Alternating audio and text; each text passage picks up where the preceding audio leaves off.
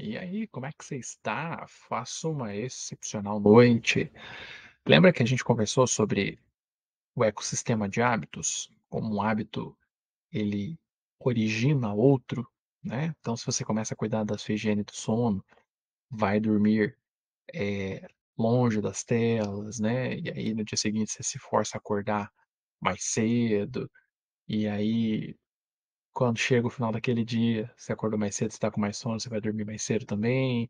Daqui a pouco você está mudando os teus hábitos alimentares e forma realmente uma cadeia.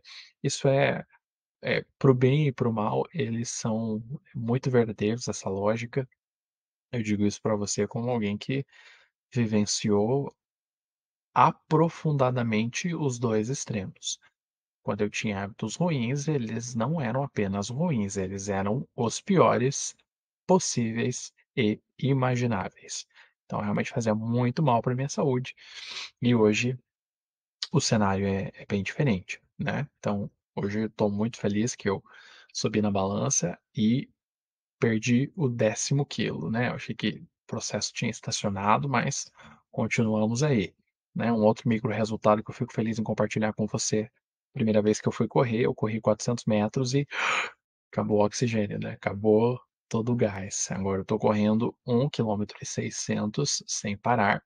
O objetivo é finalizar esse ano correndo 5. Espero estar firme e forte com você aqui, compartilhando quando essa conquista chegar. Mas veja só, junto com esse ecossistema de hábitos, tem um pequeno detalhe que eu acho que, quando você percebe, muda o jogo, que é a seguinte verdade, o seguinte drive mental para você instalar aí.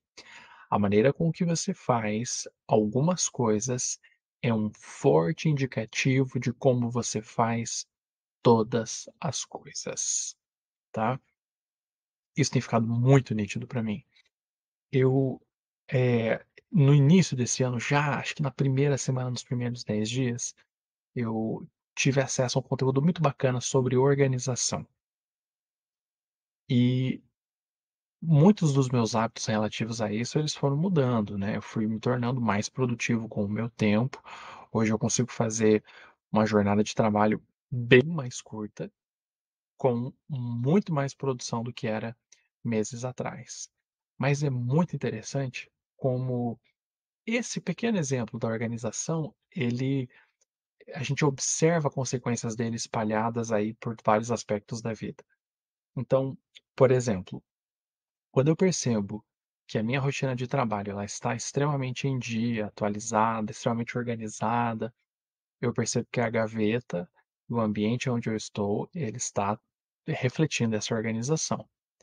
Quando os meus aspectos, os meus projetos pessoais estão perfeitamente ordenados, eu vejo esse reflexo no guarda-roupa, né, que momentaneamente é uma coisa, adaptada e até você está vendo ali, são 2 armários pequenos, né, foram adaptações necessárias, mas tudo reflete. A área da vida que eu estou vivenciando algo, ele está muito relacionado também com essa organização que aparenta do lado de fora. E por que que essa percepção é interessante? Tem gente que acha, besteira, né, "Ah, e daí, né, talvez é só uma frase de efeito".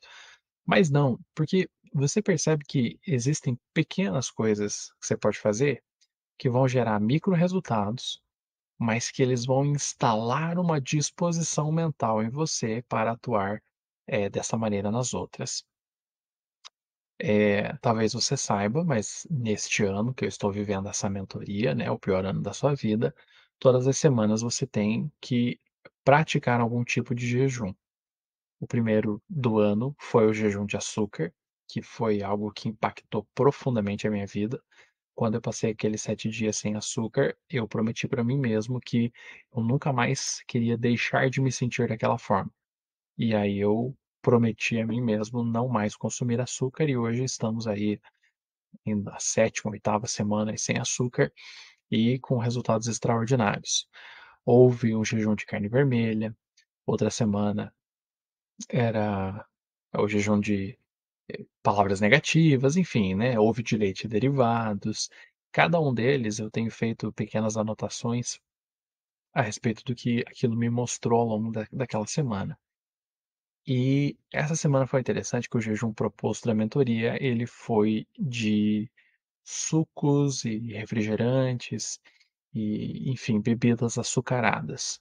Só que como desde a primeira semana do ano eu, eh, cortei totalmente o açúcar, eu precisava encontrar alguma outra forma de jejum que fizesse sentido para mim. E rapidamente analisando, eu percebi que não ia fazer sentido eu fazer um jejum alimentício. Mesmo porque, né, uma das coisas que eu estou fazendo nesse processo, se chama déficit calórico, né, então eu estou gastando muito mais caloria, e a minha ingestão de calorias está bem mais baixa, né, por isso que o corpo está, pagando as dívidas aí, né. E por isso que está acontecendo então esse emagrecimento e enfim, uma série de outros fatores aí para o meu bem-estar. Mas por que eu estou te falando isso? Eu percebi que não faria sentido eu tirar mais um alimento se eu estou vivendo um déficit calórico. Então eu decidi que eu ia jejuar de procrastinação. Ai, que arrependimento. Bom, né? Sabe aquelas coisas que você fala, não, não é bem procrastinação, mas esse aqui, assim, não é o melhor momento para fazer isso agora. E eu prometi para mim mesmo, só essa semana eu não vou procrastinar. Eu só vou deixar de fazer alguma coisa na hora, se eu não tiver todas as informações, ou se eu não tiver os recursos disponíveis para isso. Mas é extraordinário o que está acontecendo. Eu tenho realmente muitas demandas, que tenho muitas responsabilidades no trabalho, e pessoalmente também tenho muitas coisas, fora todos os projetos e tudo mais. Mas deixa eu te falar que só nesse período das últimas, sei lá, quanto que deu aí? Ah, 72 horas mais ou menos, eu acredito que eu consegui eliminar coisas que estavam se arrastando há semanas e semanas e semanas. Só que aquela filosofia do VF, é ver e fazer. Então bati o olho, opa, não posso fugir disso, eu tenho que resolver isso agora, a menos que não dependa de mim, né. Mas você começa a perceber uma coisa muito interessante, em todo jejum, existe algo que vai ficando nítido.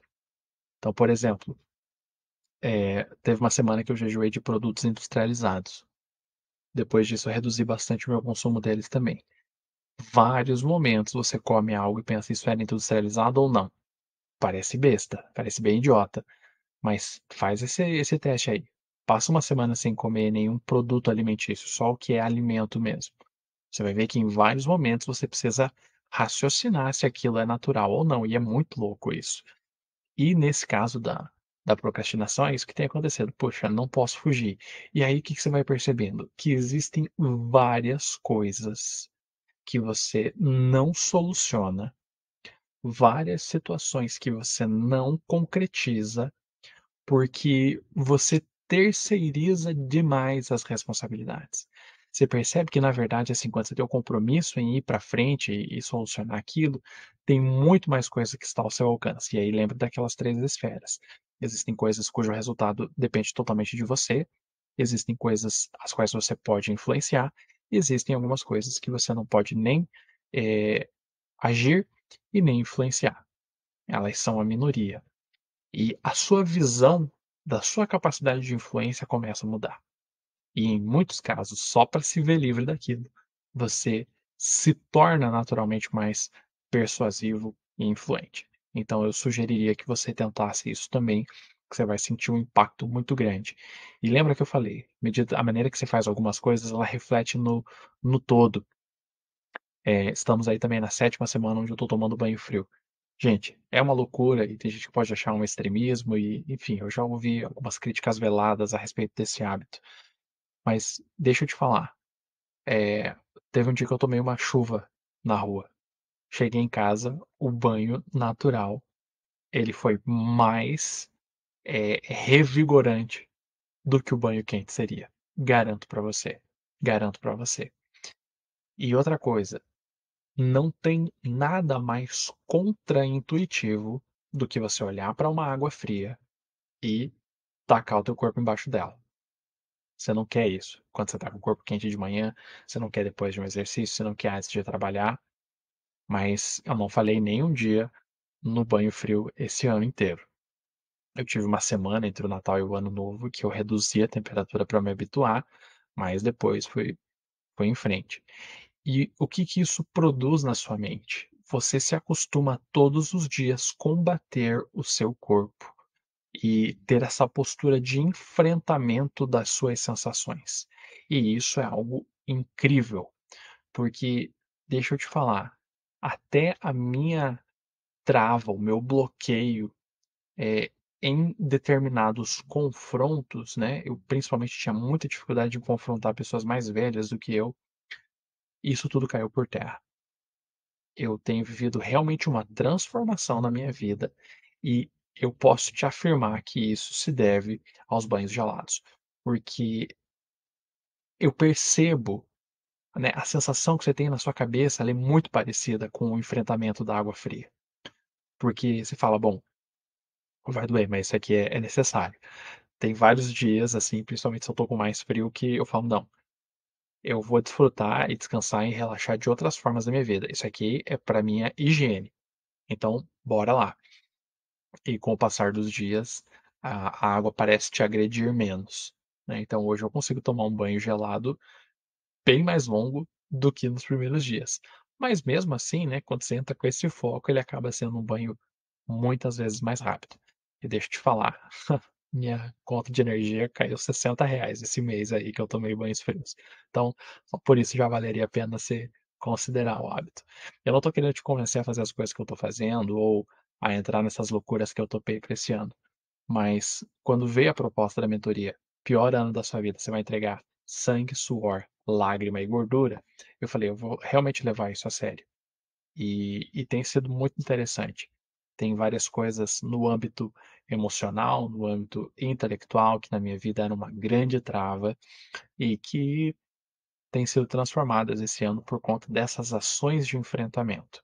Então, eu sei que pode não ter sido, assim, aquele vídeo: "Uau, que sabedoria transformadora, que reflexão", nem todos os dias serão, mas o objetivo do transbordo é colocar para fora, é transbordar, então se estão sendo vivências que eu ressignifico e percebo que são coisas relevantes, eu quero compartilhar isso com você. Esse mês a gente está tratando aspectos mais voltados ao cognitivo, né, eu já compartilhei a respeito da blindagem mental, quando eu finalizar esse livro aí do ponto de virada, eu vou trazer umas coisas muito legais que eu tenho aprendido com ele, mas é isso, preste atenção naquilo que você tem feito e que você percebe que é no automático.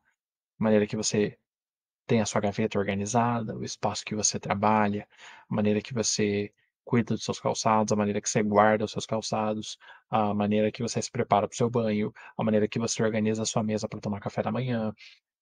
Todas essas coisas, elas são indícios muito fortes de padrões que você está tendo na sua vida. Eu vi essa semana uma cena muito interessante de uma pessoa que estava tendo dificuldade com um enfrentamento. E eu decidi focar naquela pessoa, não vou contar quem é, mas você está no grupo. Eu decidi nessa semana focar em observar comportamentos dessa pessoa. E eu percebi que em traços de linguagem, em traços de comportamento, é alguém que tem muita dificuldade com enfrentamentos, em tomar posse daquilo que lhe é direito. E hoje de manhã eu te falei, né, até te perguntei como é que era na sua casa e tudo mais. Você falou assim: "Não, quando eu estava crescendo eu não pedia não, eu só tomava posse", né. Então, para você e para todo mundo que estiver ouvindo, preste atenção nessas coisas, preste atenção na maneira que você, repete as suas frases, principalmente naquilo que é do seu cotidiano, porque essas pequenas coisas que você faz, elas são indícios daquilo que é macro, que impacta e afeta a sua vida e você não tem percebido. Então presta atenção. Tem uma cara que diz que aprendeu mais vendo um grande maestro amarrar a gravata do que em 4 anos de conservatório. Observe a si próprio, porque você vai encontrar um espelho diante de você, que vai te apontar para coisas muito mais significativas e que você precisa prestar atenção. Nós estamos juntos, até depois do fim.